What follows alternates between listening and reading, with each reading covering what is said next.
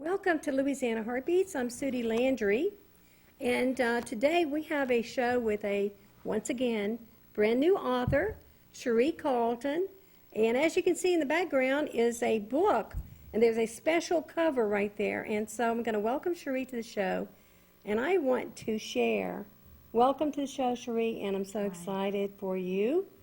And we're going to tell these people what this book is a little bit about. Okay. Without telling them the whole story. But let's start with, what does that cover mean? There's a good meaning behind why you have that design in the front of that book. The design, the title of the design, or both? I am we. Louder, please. In 1990, I had an incident that threw me for a terrific loop and sent me on the road to therapy. And in that incident, my husband and I were driving, and all of a sudden the red lights went off behind us. Okay. And it was police officer stopping him for speeding. Okay. Well, I found myself standing outside the car. Were you literally standing outside of the car? I got out of the car and stood in a very defiant pose with my fist clenched and glaring at this police officer. And the police officer told me to get back in the car, but I couldn't move. Had you ever had this kind of experience before? Similar, but okay. not Continue. as scary as this was.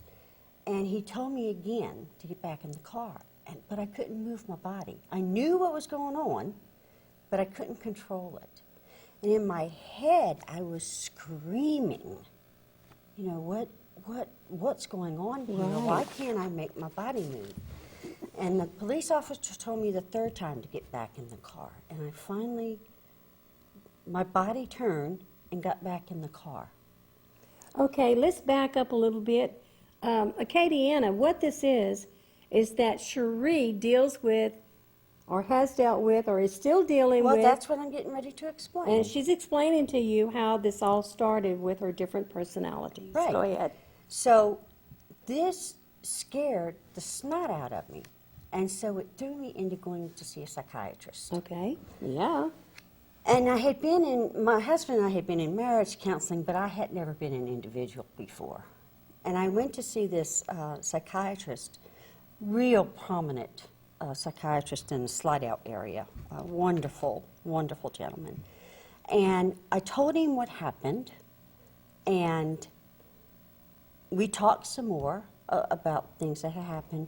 And at that point, he diagnosed me, which at the time was called multiple personality disorder. Cheri, and about how old were you at that time? I was 29. You're very young still. About 29. Okay. So the title is I Am We.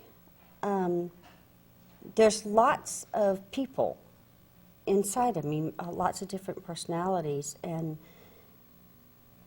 they are just as real to me as you are sitting next to me.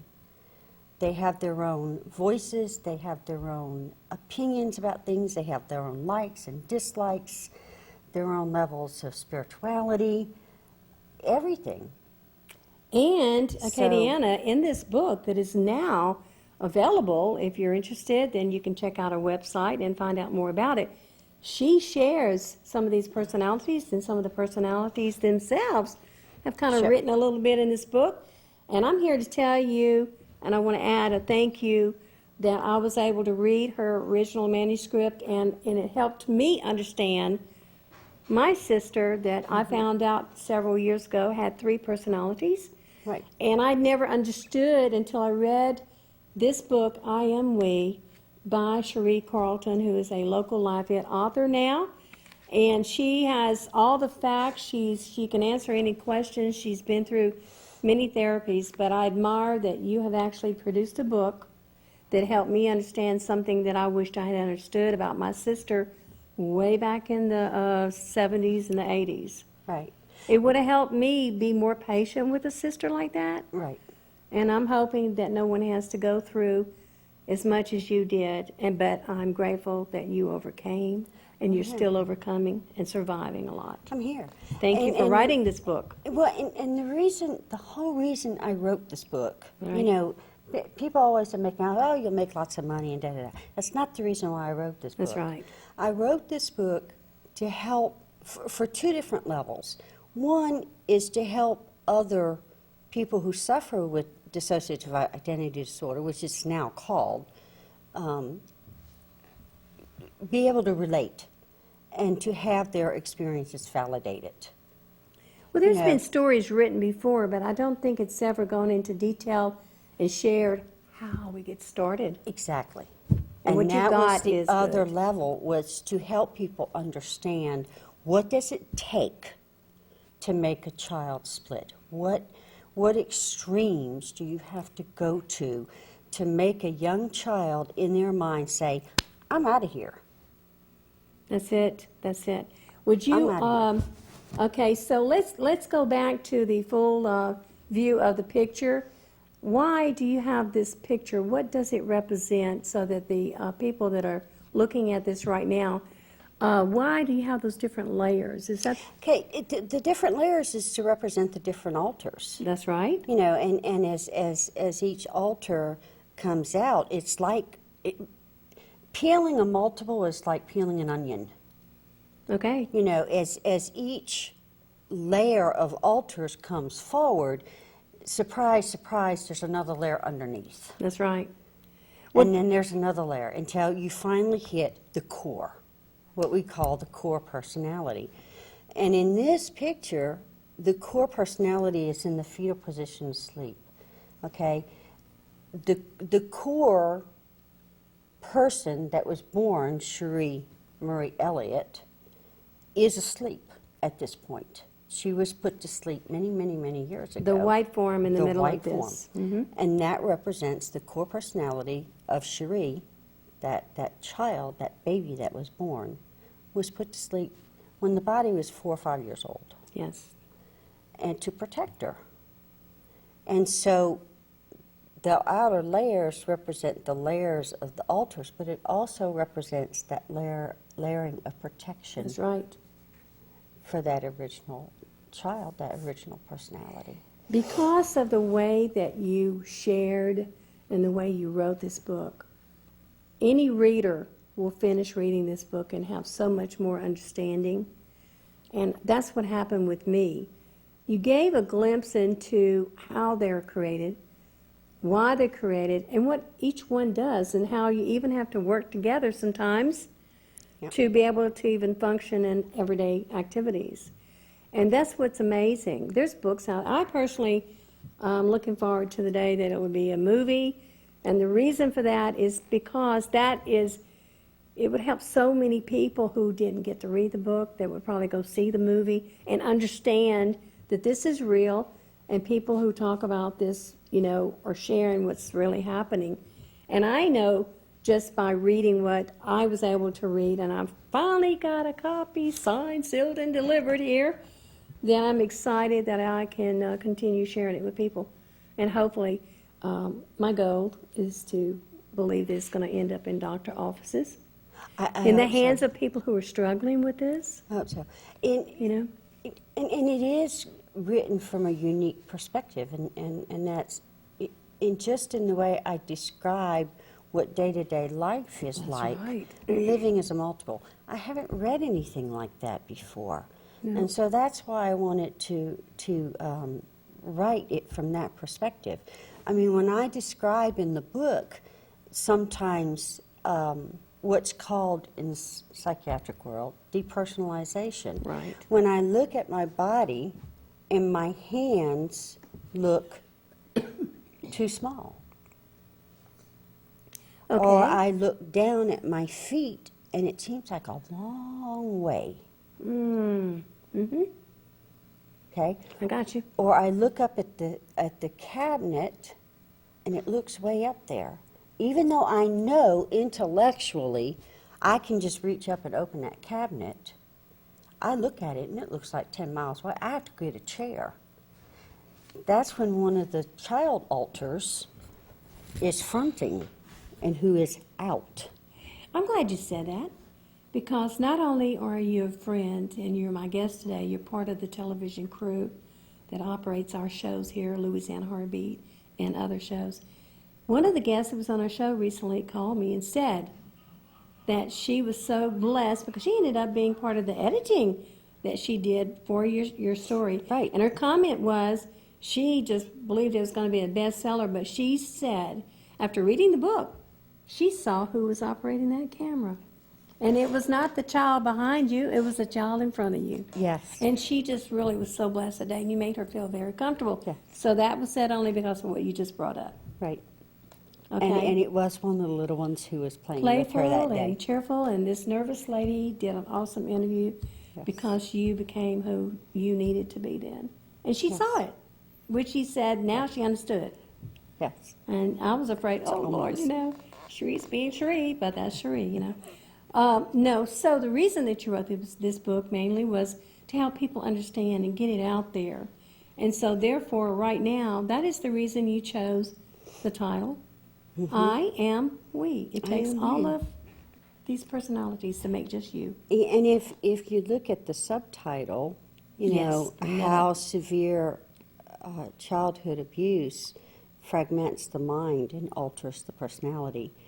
Anybody who knows anything about dissociative identity disorder are going to pick up on those Right. words, because fragments is what we call parts of us that split off that don't form into full personalities. Right. We call those fragments. And then alters the mind. The alters are those parts of us that split off who do become full-blown Right. alter personalities to us. So people who know about the disorder will catch that. By the time people are done reading it, they'll know what They those will, words and that's are. what happened to me. You'll know what those words are if you read it by the time you're done with it. Anything that's happened to me that's made me a better person, a stronger person from the past until now, I'm not shy, I'm not ashamed. It's made me stronger to be who I am. What about you, Cherie? I talk about that in my foreword. Okay. I talk about that in my foreword. One of the things I say is there's nothing in my life that I would go back and change at this point in my life, because all those experiences have made me who I am today. And I like me now. Good. I like me. I can accept my weaknesses, my strengths. I can feel good about my talents and the things that I do well. You know, and I can say I'm a doggone good cook, and I make fantastic candy. Right. And you know, I mean, I can say that without being embarrassed or prideful. Right. You know, The but truth. at the same time, I can say, I'm a doggone slob. And money goes through my hands like water. Okay, I'm okay with my strengths, my weaknesses. I'm okay with all the different parts of me and their different opinions. You know, Cherie, So- I don't know of anybody else that shares as much as you do about the different personalities, and I think it's time. And I'm glad that you're doing it, and I'm glad you're not ashamed. I'm glad that you are doing it for the right reason, which is to help others. Yeah, You know, it's- and help those of us who have relatives and even siblings, you know, that possibly have this disorder. But these days, people are listening more than they did way back then. There's more help now. Okay, let's do a little history. Okay. On MPD, if we got time. You got it. Back in the 50s, Chris Sizemore was diagnosed with multiple personality disorder. And you guys who are older might recognize the movie The Three Faces of Eve. That's what I wanted you to bring up. Okay, now, The Three Faces of Eve was written and published by her, or done by her therapist, without her knowledge, without her consent. Okay. And it was not not an accurate portrayal of who she was. Okay? So there, strike one against MPD. Got you. Okay? She came back later and wrote 2 or 3 books that cleared up the whole scenario and filed suit against him and the publishing company and won. Okay. Okay? All right. Now, go into the 60s and the 70s, and we run into who? Sybil. Civil. Okay? From all the research that's been done, Dr. Wilbur, what was her last name? Was that her last name? Was it? I can't Oh, remember. well, whatever. Anyway, whatever. Good. Anyway, Sybil was not a true multiple. Okay. She presented to her doctor what her doctor wanted, Oh. which is a real issue in therapy.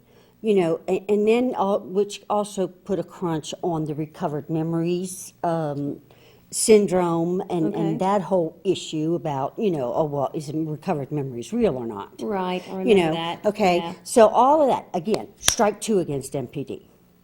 Okay, and then you had Oprah and all these people doing shows about Yeah. MPD and you know, and then all this other stuff came up. So in the psychiatric field, MPD really got a bad name, and a lot of professionals didn't believe it actually existed. Right. Right. So if you present, I was actually very, very blessed and lucky because one of the first times I landed in the hospital after I was diagnosed, they did the MMPI on me. You know what the MMPI No, what's is? that? The What is that? Minnesota and it's something. It's the 500 something question test they Oh, Lord. give you to determine what your diagnosis is. Okay. All right. Okay? Okay. They administered that to me. Wow. Okay? It said I was schizophrenic. Okay. It said. The test results was that I was Must have been schizophrenic. a year for diagnosing everybody with schizophrenia. No, it's just what the test That's showed. what the test did show. That's what the Okay, test showed. all right. That's what I'm Strike saying. that. Thank God I had already been diagnosed Okay. with the MPD and the Okay. PTSD, Okay, as gotcha. a secondary to that, which was very common for multiples to be misdiagnosed Okay. with schizophrenia. Okay, but if I had not already been diagnosed, I'd have been put on antipsychotics, and how long would I have went? The average time period for a misdiagnosed multiple to be correctly diagnosed is 10 to 20 years. Wow. You've been through a lot. Isn't that awful, though? Mm-hmm. Yes, it's very sad because there's so many that could have benefited from the correct diagnosis. Correct Yeah. diagnosis. So that's, again, one of the reasons why I wanted to write this book, because, again, people are now more willing. Again, the trend And is receptive of it, too. the trend is changing some, and there has been some major research going on that shows that the DID actually does exist, and that it is an actual real diagnosis. And that's got to give So- you comfort and many other people who have this disorder, you know. But I like once again, you're the only person I've met. And I want to back up too before we get to the end of the show. When did you decide to write this book? I had friends started encouraging me to write this book 35 years ago, Okay. and it just never seemed the right time. You know, I mean, I wanted to be a mother. So, having my daughter and raising my daughter came first. And then it was, the separation from the first husband, and I ended up in college. And then was not the right time. And then getting my career going and wasn't time. And about 3 years ago, I finally sat down and started typing, and it just flowed. That's when it's the right timing. That's when it's the right because time. it just keeps on keeping on. Just flowed. And I'm telling you, what I wrote, what you read here, is pretty much what I wrote the first time. Yes, it usually is. I went back and added a couple of things here and there, Yes. but for the most part, that is the original manuscript. And that's usually when it's the right timing. Well, we have now about 4 minutes left into the show, so we want to really back up and remind people that you are a new author and that you are going to be out and about by invitation. If people want to see your books, yeah. they can find out where you're at by checking out your website that's going to be up on the screen. Yeah, and on my website, on the second page, I have a comments box that I put in. You would love that. I'm telling you what, figuring out how to do these websites has been a real challenge in education. But there is a comments box. So if you have a comment or a question or an idea, whatever, type it in and I'll... The whole point is like, let her hear from you, especially if you're able to get the book and you read it. It would be so appreciated, if you could even share it with other people, let them know it's out there. So in the future, do you have any intentions of writing anything else in this area that you know of? Or are you planning on writing other books, or is this just what God told you to do? I thought this was it. I really did. Who knows? But it's been Received so well. I am I have joined a group on Facebook that is a support group for DIDs. And you need to share that so we can keep sharing that. And it's amazing to me. And I mean, I get to talk to people from all over the world. Awesome. I mean, Japan, Germany, Canada, Australia. And you get to share with them. Everywhere. Wow. But one of the big issues that's talked about all the time is relationships. Okay. And the risk of whether you share or not, whether you're DID. Oh, okay. Okay. And so it has been percolating in my head the possibility of writing Who knows? another book as far as in relation to what it is like in relationships and how other people relate to it and That would be how awesome. that affects the DID person themselves. Because the way you, as my friend, relate to me, if one of my children come out and you're receptive and loving and kind toward that part of me, Right. well, of course, You're right. it's going to be a lot better relationship Sure. than if you go away. I don't want to, Yeah, I know. So- But like I said, I think the Lord definitely put you in my path for more than one reason. Number one, He sure did answer some of my questions about my sister, and I do plan on getting with her soon and see if she wants to kind of talk about things. And it wasn't as severe as yours, but she did have 3. Mm-hmm. I don't know if they're still operating within her because we don't really communicate. She's been withdrawn and just working her poor little heart to death. She doesn't really communicate. I think I told you one time it had been 18 years since I saw her. Right. Ran into her, and all of a sudden she said, "Hey, call me sometime. Let's talk." And I'm thinking, I haven't seen my sister, you, in 18 years, and you telling me to call you. Yeah. Okay, this is not the day we're going to visit, I guess, But that now makes me understand that it may not have even been the sister who had 3 separate names. Okay, Exactly. see, now I understand. Cheri, I know that I would definitely be on that list waiting to see in the future when it happens, if you're going to be writing anymore. And I'm hoping to see you on some of our television shows here at Acadiana Open Channel because we have so many wonderful producers that want to share with the community what's going on. And my heart is, of course, local activities. And we're now at the end of the show, so I want to remind everybody that this is Louisiana Heartbeats, and sitting with me today is Cheri Carlton, the new released book, I Am We, by Cheri Carlton. And I have been blessed to be a part of it from the very first stages to seeing it through to sitting right here on the table today. And I encourage you that if you have any questions about multiple personalities and you can get in touch with Cheri and find out how to go about checking out this book, please do so, because it just might be you who may be interested in sharing it with someone else. Tune in every Monday night at 9 p.m., and it just might be you or Cheri again talking about another one of her books.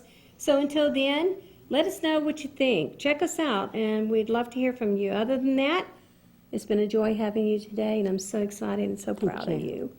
Is there anything you want to say while the credits are rolling, Cheri, to the people out there? Love you. Have a great day. And don't let your dreams go.